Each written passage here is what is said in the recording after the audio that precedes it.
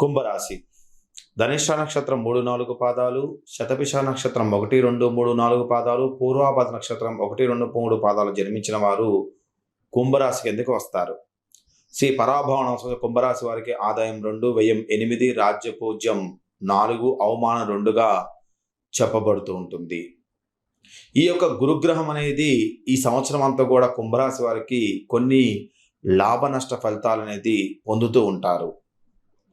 31 మే 2026 వరకు చక్కటి శ్రేయస్కరమైన ఫలితాలు పొందుతారు. వైవాహిక జీవితం మరియు సంతాన సంబంధ విషయాలు తప్పకుండా మనోవాంఛ అనేది ఫలసిద్ధి అనేది లభిస్తూ ఉంటుంది. పుత్ర సంతానం వల్ల వంశ అభివృద్ధి అనేది కొనసాగుతూ ఉంటుంది. ఎదిగిన సంతానం కెరీర్ పరంగా అంత చక్కటి స్థితిని పొందగలుగుతూ ఉంటారు మే వరకు. మీ సంతానం బుద్ధిమంతులు అవుతారు. వ్యాపార వ్యవహార యందు మీ యొక్క కీర్తి అనేది ప్రతిష్ట అనేది పెంచుతూ ఉంటుంది. గృహంలో సభ్యులందరూ కూడా మీకు అనుకూలంగా ఉంటారు. మీ నిర్ణయాలను గౌరవిస్తారు. శుచి శుభ్రత మీద శ్రద్ధ అనేది పెరుగుతూ ఉంటుంది. ఇంటా బయట అధిక గౌరవ అభిమానాలు వృద్ధి చెందుతూ ఉంటాయి. దైవ సంబంధ విషయాల్లో సంతృప్తికరమైన సమయాన్ని గడుపుతూ ఉంటారు. కుటుంబంలో అందరూ కూడా ఆరోగ్యవంతులై ఉంటారు.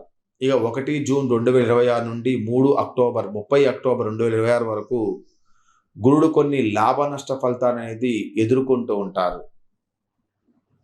ఎక్కువ శాతం కూడా అపహాస్యానికి గురవుతూ ఉంటారు. మీపై ఇతరుల నమ్మకం తగ్గుతూ వస్తూ ఉంటుంది. ఈ కాలంలో ఫైనాన్స్ వ్యాపార రంగం వారికి మాత్రం బాగా కలిసి వస్తుంది.